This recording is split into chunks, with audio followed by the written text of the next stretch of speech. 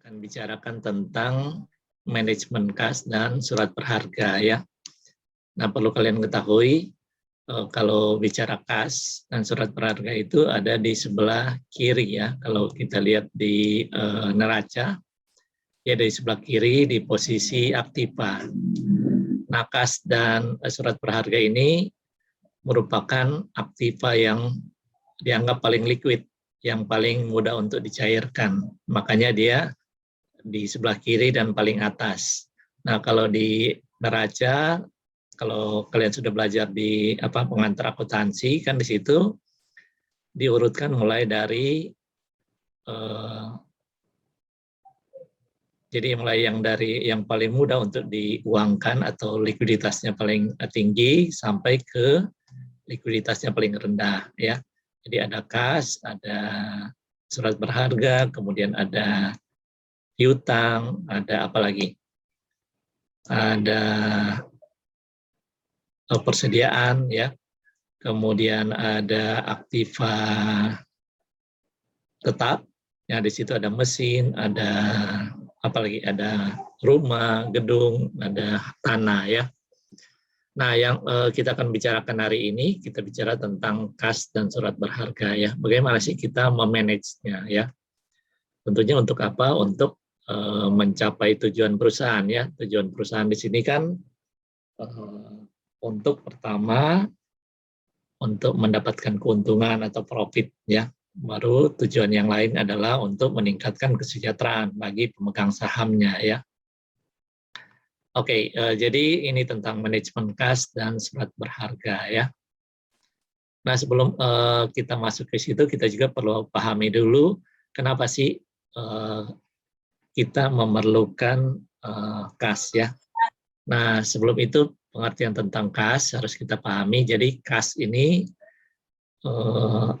diartikan sebagai nilai uang kontan yang ada dalam perusahaan beserta pos-pos lain yang dalam waktu dekat dapat diuangkan sebagai alat pembayaran kebutuhan finansial yang mempunyai sifat paling tinggi likuiditasnya. Jadi kas ini paling tinggi tingkat likuiditasnya ya, karena paling mudah untuk diuangkan ya atau dicairkan.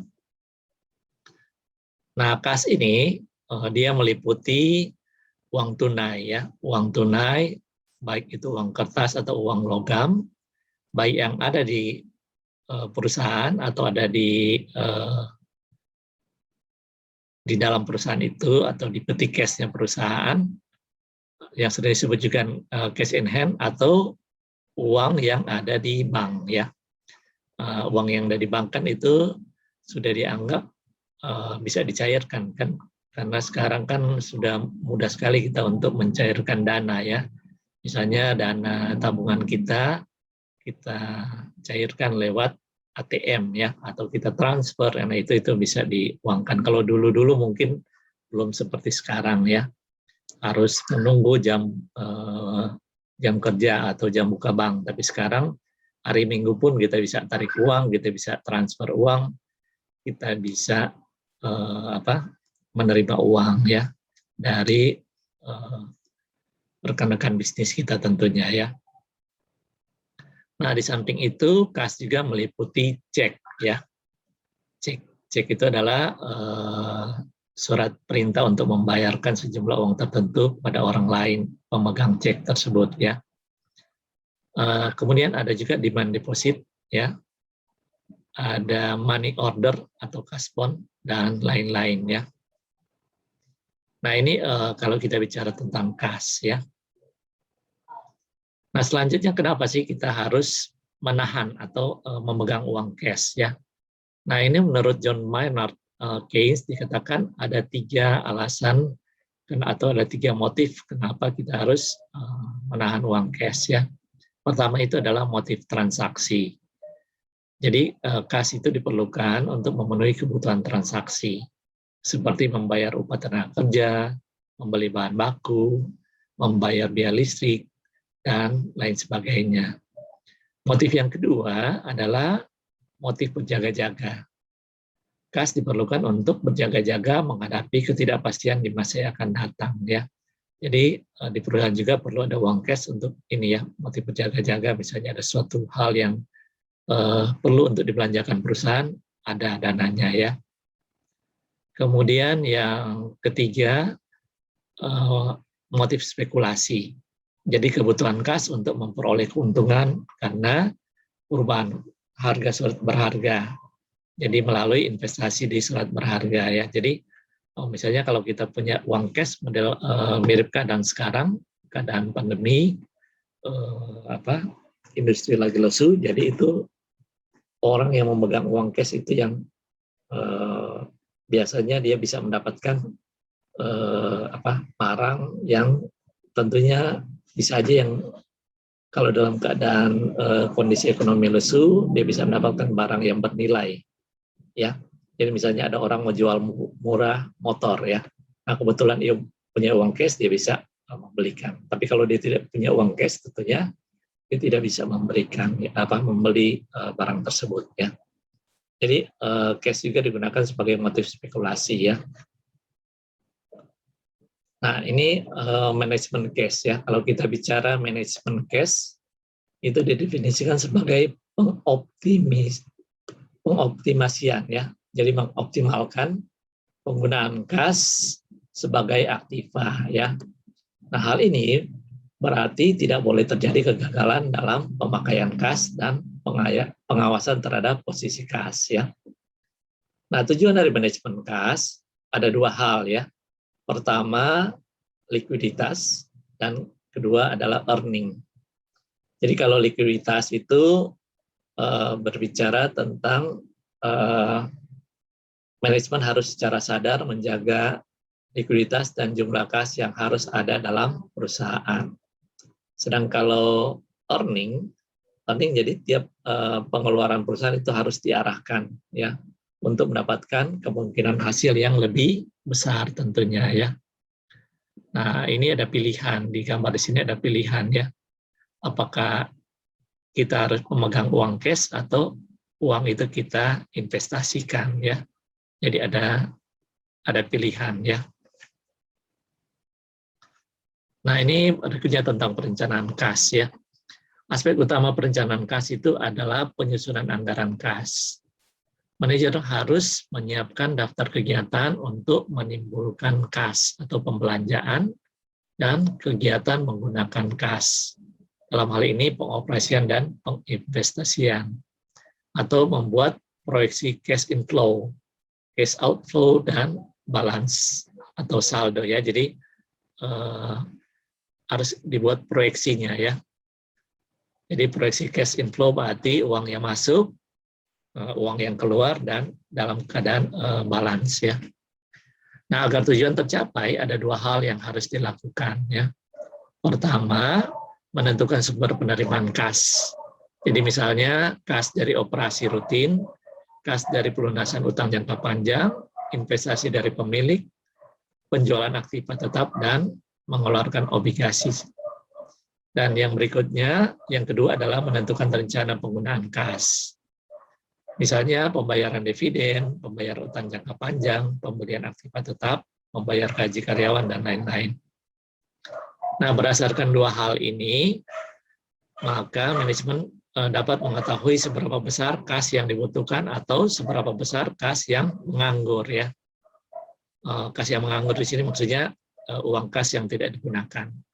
Nah, selanjutnya dapat ditentukan langkah berikutnya terhadap kas yang berlebihan atau uang yang menganggur itu akan digunakan untuk apa ya. Karena kalau uang menganggur berarti dia tidak bisa menghasilkan nilai ya. Makanya uang itu harus dimanfaatkan ya. Nah, ini sumber kas ya. Jadi sumber kas itu pertama hasil penjualan tunai dan penerimaan piutang. Berikutnya adalah penjualan aktiva tetap. Nah, aktiva tetap di sini seperti tanah, mobil, gedung, dan yang lain-lain ya. Nah, ini merupakan sumber kas ya. Berikutnya sumber kas yang lain adalah penjualan atau emisi saham atau adanya penambahan modal oleh pemilik ya. Berikutnya, sumber kas yang lain adalah pengeluaran tanda bukti utang atau wesel, hutang obligasi, hutang bank, dan lain-lain. Nah, penerimaan di luar sumber kas yang lain adalah penerimaan di luar usaha perusahaan. Contohnya misalnya bunga ya. Jadi kalau perusahaan itu dia menempatkan dana yang di bank, berarti dia akan menerima bunga ya. Kemudian sumber kas juga bisa berasal dari adanya penerimaan kas dari sewa ya. Sewa, bunga atau dividen, hadiah, atau restitusi pajak dari periode sebelumnya. Jadi restitusi itu maksudnya pengurangan pajak ya. Jadi misalnya perusahaan kelebihan dia membayar pajak, nah dia dapat dia dapat keringanan, dapat restitusi ya. Nah itu juga bisa menambah kas ya. Nah ini pengeluaran kas. Pengeluaran kas itu pertama pengeluaran untuk biaya produksi ya. Biaya produksi. Jadi di sini biaya bahan baku, biaya operasional, biaya tenaga kerja, dan masih banyak lagi ya. Itu masuk di biaya produksi ya. Kemudian pembelian saham atau obligasi sebagai investasi jangka pendek atau jangka panjang. Berikutnya, kas juga digunakan untuk pembelian aktiva tetap. Ya. Jadi kas juga bisa digunakan untuk membeli aktiva tetap seperti tanah, gedung, atau mesin-mesin ya. Kas juga bisa digunakan untuk pembelian kembali saham yang beredar ya. Penggunaan kas juga bisa digunakan untuk pengambilan kas dari perusahaan oleh pemilik dan pembayaran utang jangka pendek atau jangka panjang ya. Nah ini kita bicara penggunaan kas ya. Nah penggunaan kas itu bisa digunakan untuk pembayaran sewa, bunga, pajak, dan lain-lain. Bisa juga untuk pembelian barang dagangan dengan tunai, pembayaran biaya operasi perusahaan seperti pembayaran gaji, pembelian suplai kantor, biaya iklan, dan lain-lain. Itu menggunakan kas ya. Kemudian pengeluaran kas untuk membayar dividen. Nah berikutnya kita bicara tentang transaksi yang tidak mempengaruhi kas ya. Jadi ada transaksi-transaksi yang tidak mempengaruhi kas ya. Nah apa itu? Pertama itu pembebanan depresiasi, amortisasi, dan depresi terhadap aktiva tetap. Yang disebut juga dengan intangible asset atau aset yang tidak kelihatan ya. Berikutnya pengakuan adanya kerugian piutang. Nah, itu juga tidak mempengaruhi kas ya. Kemudian pengakuan penghapusan atau pengurangan nilai buku dari aktiva yang dimiliki. Berikutnya pengertian aktiva tetap. Nah, ini transaksi yang tidak transaksi yang tidak mempengaruhi kas. Jadi pembayaran stok dividen atau pembayaran dividen dalam bentuk saham. Kemudian adanya penyisihan atau pembatasan penggunaan laba, dan adanya penilaian kembali aktiva yang dimiliki oleh perusahaan. Nah ini secara garis besarnya manajemen kas itu bisa dibuat bagan seperti ini ya. Jadi pertama untuk mempercepat pemasukan kas.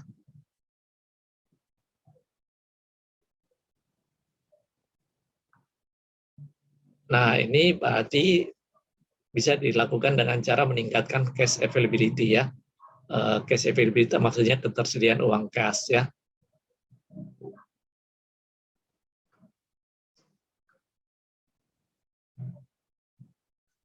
Jadi manajemen kas di sini maksudnya ini pertama mempercepat pemasukan kas, yang kedua ini mempercepat pengeluaran harusnya, pengeluaran uang kas ya. Jadi masuk keluarkan uang kas ini ya. Nah, bagaimana caranya? Tentunya dengan meningkatkan cash ability ya, atau ketersediaan uang cash.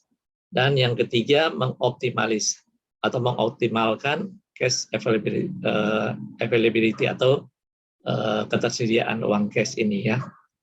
Dan yang terakhir tujuannya adalah untuk saldo kas optimal ya. Jadi tentunya di perusahaan harus ditentukan saldo kas optimalnya berapa ya, supaya jangan terjadi banyak uang yang menganggur ya.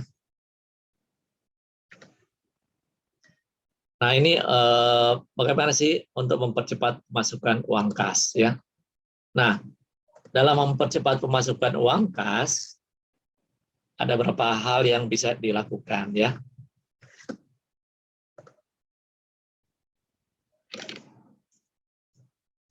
Pertama tentunya adalah penjualan kas ya. Jadi untuk mempercepat pemasukan kas, pertama penjualan kas, kemudian potongan cash atau cash discount, berikutnya desentralisasi pusat penerimaan pembayaran, lockbox system, dan ini untuk memperlambat ya, jadi mempercepat dan memperlambat pengeluaran uang kas ya. Jadi uang kas itu bisa kita manage dengan mempercepat dan memperlambat pengeluaran uang kas ya. Pertama itu pembelian dengan kredit, kemudian kedua pemanfaatan atau memanfaatkan float. Apa itu float? Nanti kita bicarakan sebentar ya. Kemudian menggunakan draft atau cash bond, pembayaran secara sentral, cek dibayar pada hari tertentu. Nah, selanjutnya faktor-faktor yang mempengaruhi besar kecilnya persediaan kas ya. Jadi ini faktor-faktor yang mempengaruhi besar kecilnya persediaan kas. Yang pertama, perimbangan antara cash inflow dan cash outflow. Jadi uang yang masuk dengan uang yang keluar ya dari perusahaan. Kemudian yang kedua, penyimpangan terhadap aliran kas yang diperkirakan. Yang ketiga, adanya hubungan finansial yang baik dengan bank-bank, dan yang terakhir adalah penganggaran kas ya. Jadi ini yang mempengaruhi besar kecilnya persediaan kas ya. Ini manfaat pokok jumlah kas yang memadai ya. Pertama, dapat memanfaatkan potongan harga dalam pembelian barang. Kemudian dalam menganalisa kredit current rasio dan acid test rasio merupakan tolok ukur yang pokok. Dan yang ketiga untuk mengambil peluang bisnis waktu-waktu ya. Jadi kalau yang pertama itu dapat memanfaatkan potongan harga dalam pembelian barang itu, jadi syarat perdagangan seperti 20 net 30 ya. Jadi maksudnya kalau kita membeli barang, misalnya kalau kita membeli barang misalnya 10, misalnya dapat diskon 2 atau berikut seperti yang lazim kita dapatkan ya. Nah itu bisa dihitung tentunya ya. Dapat dihitung bagaimana memanfaatkan potongan harga itu ya dalam pembelian barang ya. Kemudian kalau dalam analisa kredit rasio dan aset rasio merupakan tolak ukur yang pokok ya. Jadi perusahaan akan lebih dipercaya oleh bank atau lembaga kredit lainnya ya. Dan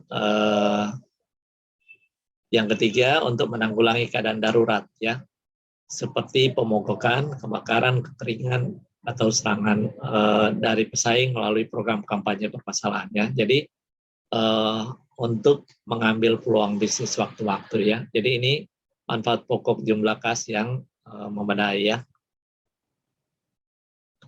Nah ini kalau kita bicara safety level of cash balance ya, ini ya dalam manajemen kas ini juga diperlukan ya. Jadi safety level ya, jadi tingkat keamanan ya, cash balance atau uang yang antara cash flow dan cash outflow ya. Jadi pertama, saldo kas minimum yang perlu dimiliki oleh perusahaan untuk melindungi perusahaan dari resiko kesalahan-kesalahan saldo kas. Berikutnya, safety level of cash balance ini sebaiknya ditetapkan untuk periode normal dan periode puncak. Jadi ada periode normal dan ada periode puncaknya. Jadi batas aman maksudnya ya. Berikutnya periode puncak adalah periode di mana kebutuhan akan kas memuncak. Sedangkan rumusnya seperti ini ya. Jadi safety level of cash balance itu sama dengan jumlah hari yang diinginkan dikali dengan rata-rata harian pengeluaran kas.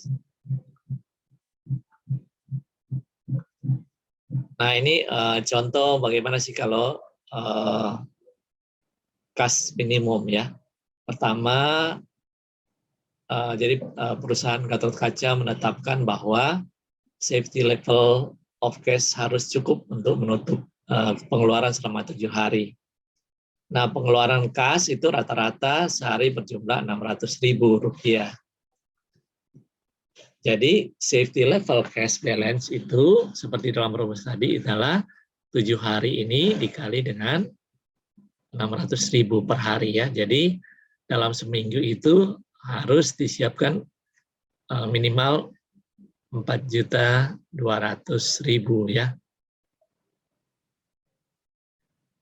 Nah, berikutnya jika selama 3 hari puncak dalam bulan Agustus pengeluaran kas perusahaan Gatot Kaca berturut-turut adalah 750.000, 800.000 dan 850.000 ya. Ini contoh kedua ya.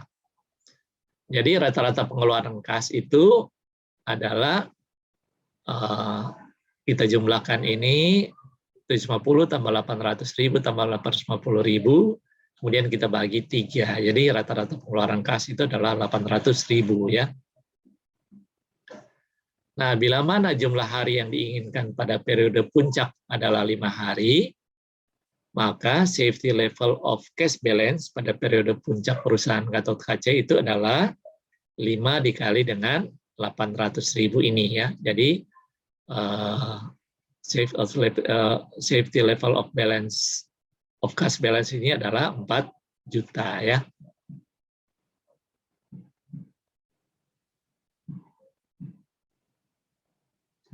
Nah, sekarang kita bicara tentang manajemen kas dengan manajemen likuiditas ya. Jadi sering orang berpikir lihat itu kas dengan likuiditas itu erat sekali ya. Nah, tapi ternyata manajemen kas dan manajemen likuiditas itu ada perbedaan ya. Jadi manajemen kas ini menyangkut optimalisasi mekanisme pengumpulan dan pendistribusian kas ya. Sedangkan kalau manajemen likuiditas itu menyangkut optimalisasi jumlah aktiva likuid yang dimiliki perusahaan ya.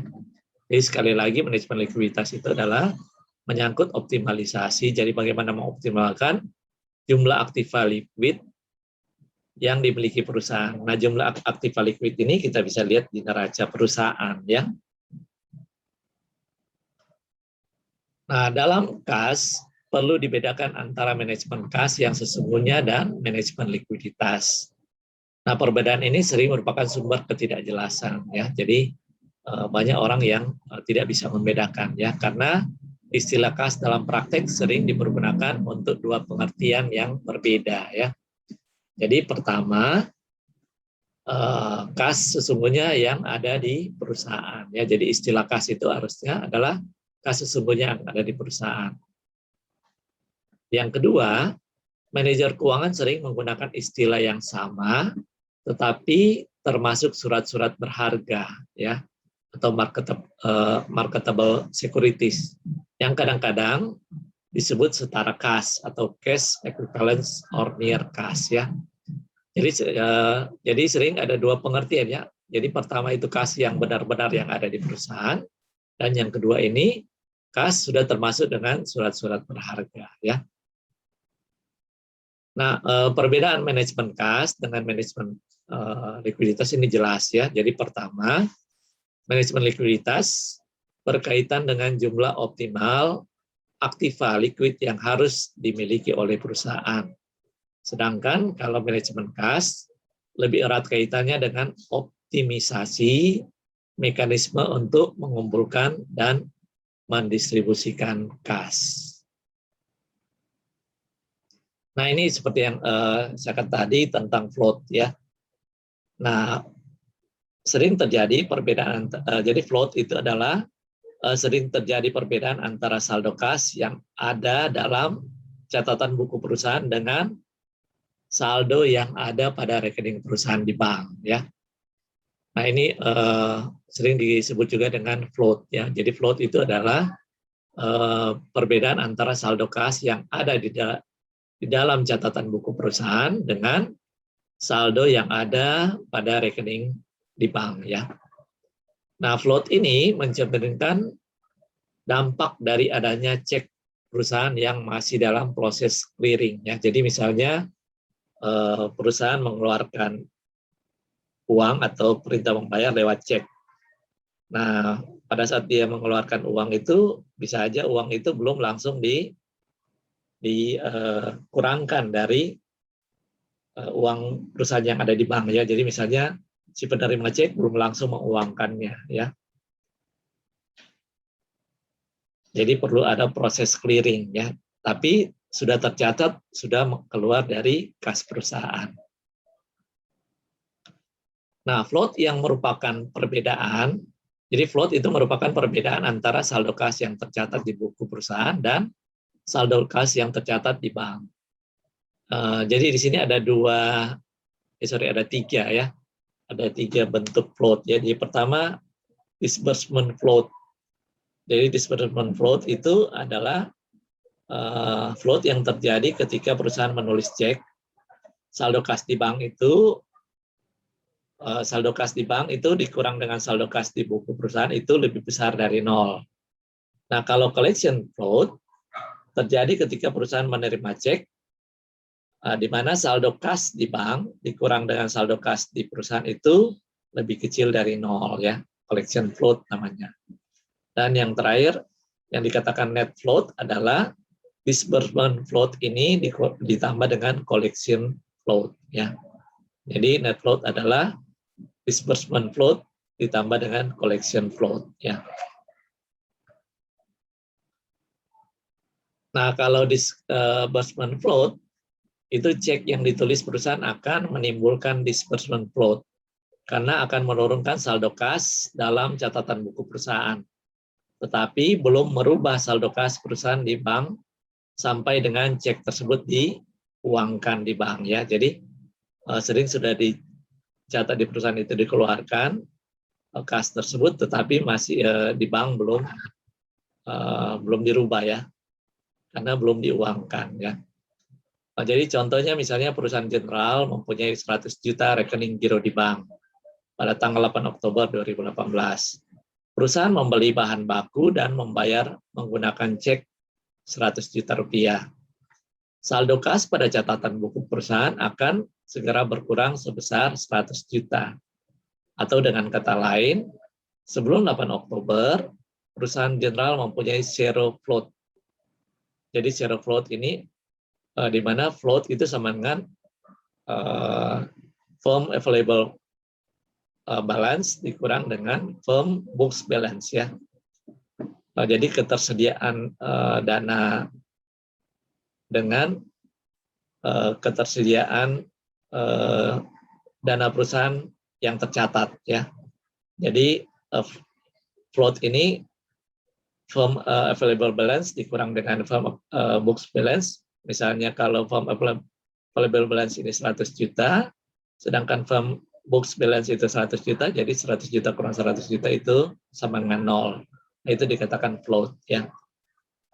Nah, posisi perusahaan General antara 8 Oktober sampai dengan 15 Oktober 2018 adalah disbursement float sama dengan first available balance dikurang dengan ini, ya, first book balance, ya. Jadi posisi setelah 8 Oktober berarti 100 juta dikurang dengan 0 rupiah sama dengan 100 juta, ya. Nah, kalau ini sebelum 8 Oktober, ya. Nah, ini kalau kita bicara collection float. Jadi cek yang diterima perusahaan akan menimbulkan collection float dan segera meningkatkan saldo kas dalam catatan buku perusahaan atau book balance, tetapi tidak segera menimbulkan perubahan pada saldo kas perusahaan di bank, atau sering disebut juga dengan available balance ya. Jadi contohnya misalnya perusahaan General pada 20 Oktober menerima cek dari pelanggan 100 juta. Perusahaan mencatat penerimaan cek tersebut pada buku perusahaan General sehingga meningkatkan saldo kasnya sebesar 100 juta menjadi 200 juta. Akan tetapi tambahan saldo kas itu tidak tampak pada saldo kas perusahaan General di bank sampai dengan cek tersebut diuangkan ke bank pelanggan. Misalnya diuangkannya tanggal 30 Oktober ya. Nah, sebelum tanggal 20 Oktober, posisi kas perusahaan General adalah float-nya firm available balance itu 100 juta dikurang firm book balance itu 100 juta sama dengan 0 rupiah. Nah, posisi perusahaan General antara 20 sampai 30 Oktober itu adalah collection float. Jadi firm available dikurang dengan firm book balance, jadi 100 juta kurang 200 juta itu sama dengan minus 100 juta ya. Nah, ini perbedaan antara float yang di collection float ini ya, sebelum dan sesudah cash itu diuangkan ya. Nah, yang terakhir ini net float ya. Net float ini adalah jumlah dari disbursement float dan collection float. Nah, net float pada waktu tertentu menunjukkan sejumlah perbedaan antara firm available balance dan firm books balance. Nah, jika net float positif, berarti disbursement float lebih besar dari collection float dan firm available balance lebih besar dari firm book balance. Nah, jika available balance lebih kecil dari book balance, ini artinya perusahaan mempunyai net collection float ya. Nah, sekarang kita bicara tentang management float ya. Nah, management float ini mencakup pengendalian penerimaan dan pengeluaran cash. Nah, total waktu penerimaan atau pengeluaran cash itu dapat dibagi menjadi 3 komponen. Pertama ada yang namanya mailing time, kedua processing delay, dan yang ketiga availability delay. Mailing time ini adalah bagian dari proses penerimaan dan pembayaran saat cek masuk dalam sistem pengiriman ya. Jadi cek ini masuk dalam sistem pengiriman, makanya dikatakan mailing time. Nah, yang kedua processing delay, jadi waktu yang diperlukan penerima cek untuk memproses pembayaran dan menyimpan di bank ya. Jadi waktu prosesnya dia waktu yang diperlukan ya penerima cek untuk memproses pembayaran di bank ya. Nah, yang ketiga availability delay ini adalah waktu yang dibutuhkan untuk clearing cek dalam sistem perbankan. Nah, ini cara mengukur float ya. Jadi besar kecilnya float tergantung pada jumlah uang, baik itu dolar atau rupiah, dan waktu penundaan. Jadi contohnya misalnya perusahaan mengirim cek senilai 500.000 setiap bulan. Nah, dibutuhkan waktu 5 hari waktu pengiriman untuk sampai di tempat tujuan. Nah, ini dikatakan mailing time. Dan 1 hari bagi penerima untuk menyampaikan cek tersebut kepada bank penerima. Nah, ini namanya processing delay. Dan bank penerima memproses cek selama 3 hari. Nah, itu dinamakan availability delay ya. Ini contoh dari ketiga poin tadi ya. Jadi dengan demikian total waktunya adalah 9 hari ya. Nah, pertanyaannya berapa rata-rata disbursement float per hari? Nah, pertama, perusahaan punya 500.000 float selama 9 hari ya. Jadi 500.000 ini yang dalam soal ya. Nah, kemudian kita sudah dapatkan total waktunya adalah 9 hari. Jadi 9 hari ini dikali 500.000 sama dengan 4.500.000. Yang kedua, jika diasumsikan 1 bulan adalah 30 hari, maka rata-rata float per hari adalah disebut juga dengan average daily float. Nah, average daily float ini merupakan pembagian dari 4.500.000 yang dibahagi dengan 30 ya. Jadi 4.500.000 ini kita bahagi dengan 30 hari.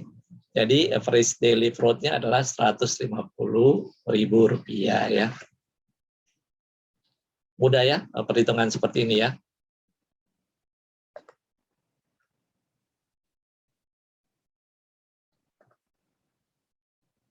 Nah ini jika terjadi lebih dari satu kali penerimaan atau pembayaran dalam setiap bulan ya.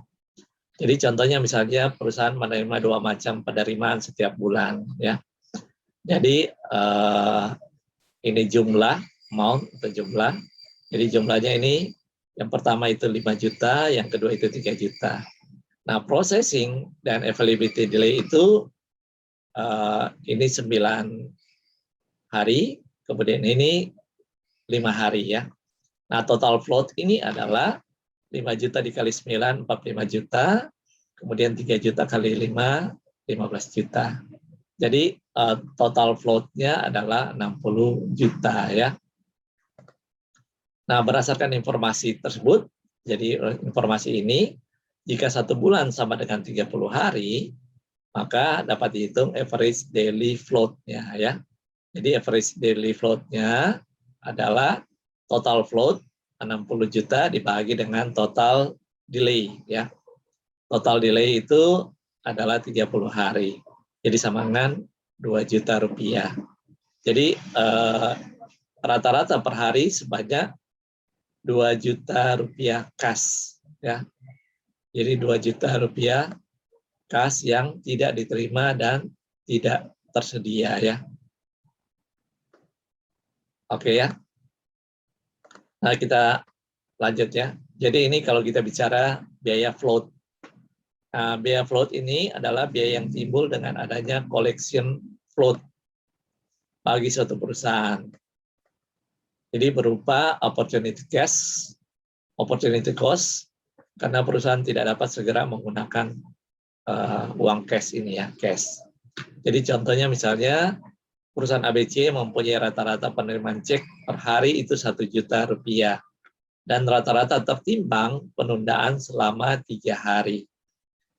Jadi average daily float itu sama dengan 3 dikali dengan, jadi 3 hari dikali dengan 1 juta sama dengan 3 juta rupiah ya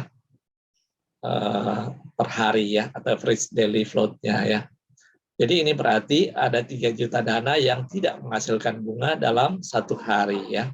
Nah ini cara kita menghitungnya ya. Jadi jika suku bunga itu 12% per tahun atau 1% per bulan, maka biaya float itu adalah 1% dikali dengan 3 juta dikali dengan 30. Hasilnya adalah 900.000 rupiah per bulan ya. Jadi ini biaya float ya 900.000 per bulan ya. Nah ini sekarang kalau kita bicara pengumpulan kas ya. Nah bagaimana perusahaan mengumpulkan kas dari pelanggannya? Sebagian besar tergantung pada sifat bisnis yang dilakukan oleh perusahaan. Pendekatan yang lain dalam mempercepat pengumpulan kas adalah dengan melakukan kesepakatan dengan pelanggan untuk melakukan pre-authorized payment ya.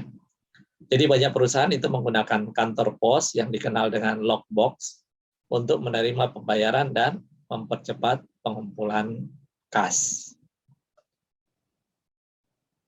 Nah, manajemen kas pengeluaran. Pertama itu meningkatkan disbursement float.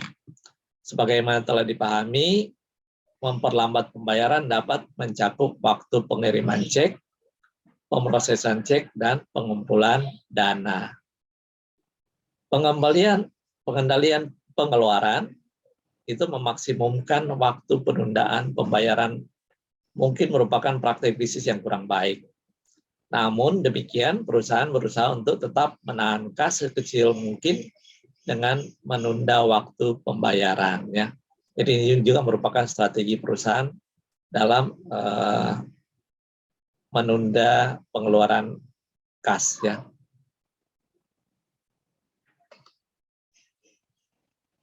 Nah, ini kalau kita bicara investasi kelebihan kas dan surat berharga. Jadi apabila perusahaan memiliki surplus kas untuk sementara waktu, perusahaan dapat menginvestasikan pada surat berharga jangka pendek di pasar uang. Nah, ada beberapa faktor yang harus dipertimbangkan dalam investasi pada surat berharga. Pertama, risiko dan pendapatan.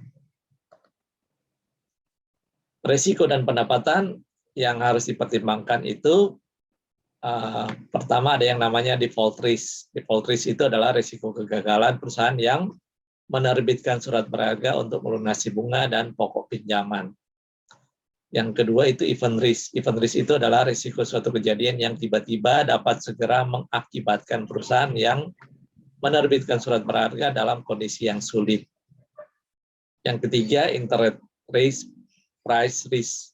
Jadi risiko turunnya harga pasar suatu surat berharga karena terjadinya kenaikan suku bunga di pasar.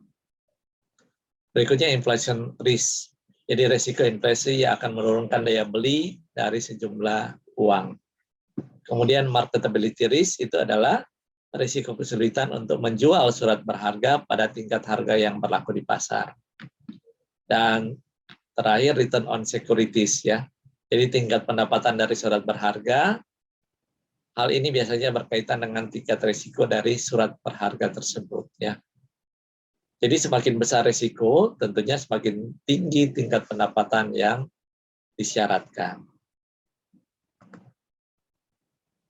Nah ini yang penting juga dalam manajemen kas adalah perhitungan dengan menggunakan metode model Baumol ya. Jadi model Baumol ini sangat penting digunakan dalam manajemen kas dan surat berharga ya. Jadi secara matematik besarnya saldo kas optimal itu dapat dihitung seperti rumus ini ya. Jadi C itu sama dengan akar dari 2 dikali jumlah kas yang diperlukan atau T selama satu periode tertentu, kemudian dikali dengan biaya transaksi yang jumlahnya tetap setiap kali transaksi dilakukan, dibahagi dengan biaya opportunity yang timbul karena menyimpan kas ya. Jadi ini rumus untuk menghitung saldo kas optimal yang diperoleh dengan menjual surat berharga. Nah ini contoh ya, contoh dari rumus tadi ya. Jadi misalnya perusahaan membutuhkan kas selama 1 tahun sebesar 18 juta rupiah. Biaya setiap kali transaksi itu tiap transaksi 250 rupiah. Dan suku bunga yang relevan adalah 10%. Nah, berdasarkan informasi ini, maka jumlah kas yang optimal kita bisa hitung ya. Lewat rumus yang tadi, jadi saldo kas yang optimal itu jadi 2 dikali dengan ini ya, biaya setiap transaksi di 250 dikali dengan kas yang dibutuhkan selama 1 tahun atau 18 juta dibahagi dengan bunga yang relevan 10%. Hasilnya adalah 300.000 ya.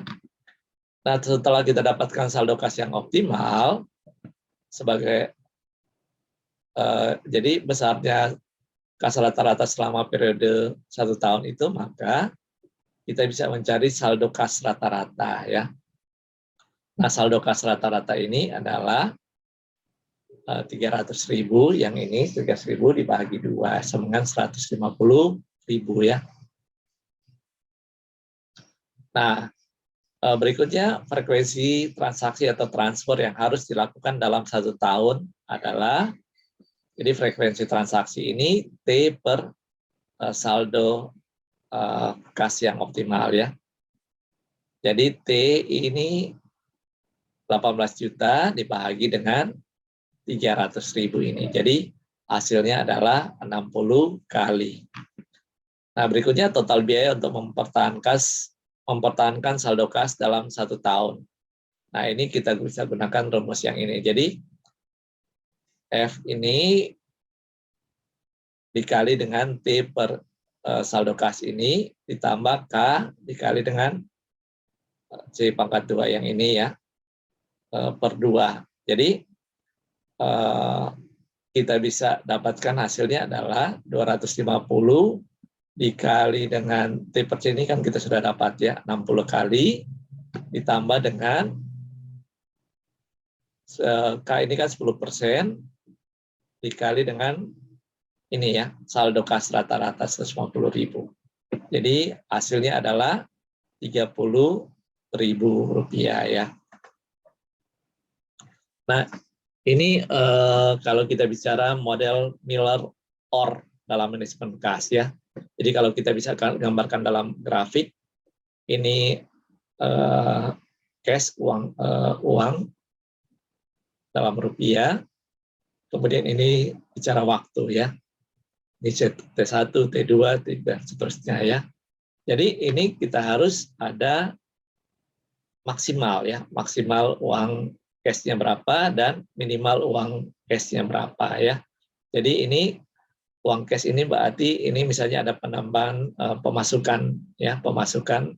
Nah, setelah ini kita harus pikirkan bagaimana supaya pada saat dia titik optimal dia bisa turun kembali ya.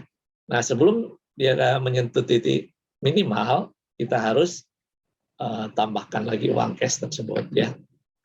Jadi ini perhitungan dengan model Miller-Orr ini ya. Nah, ini fungsi biaya manajemen kas pada model Miller-Orr. Jadi ini rumusnya. Jadi EC ini sama dengan B atau biaya setiap kali transaksi dikali dengan EN. EN ini adalah perkiraan jumlah transfer antara kas dan surat-surat berharga selama satu periode. Kemudian dibagi dengan T. T adalah jumlah hari dalam satu periode dan dikali I suku bunga harian dan M itu perkiraan saldo kas harian. Nah ini set sebagai saldo kas yang ditargetkan ya. Jadi solusi yang dihasilkan oleh Miller-Orr ini ya. Jadi perumus dari set ini misalnya set ini sama dengan 3 dikali dengan B, kemudian ini merupakan varian pangkat 2 bagi dengan 4 dikali I dalam kurung di pangkat 1/3 ya. Jadi kalau ini kan varian saldo kas harian ya. Jadi misalnya jika diasumsikan probabilitas saldo kas itu naik adalah 50% dan probabilitas saldo kas turun itu 50% dan R itu sama dengan 0, maka batas atas H, jadi batas atas H ini maksudnya ini ya. Ini ya, untuk menghitung ini ya. Batas atas H akan selalu 3 kali lebih besar dari nilai set ya. Jadi H ini sama dengan 3 kali nilai set. Nah ini contohnya, contoh perhitungannya ya. Jadi misalkan B itu Rp25, M itu Rp10, T itu sama dengan 8, I sama dengan 20%, R itu 0, dan varian itu M2T sama dengan 800. Dan 1 tahun dianggap sama dengan 365 hari ya.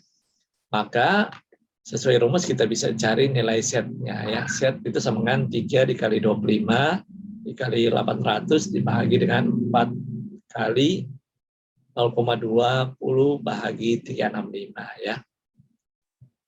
Nah, itu sama dengan 27.375.000 dipangkatkan 1/3 ya.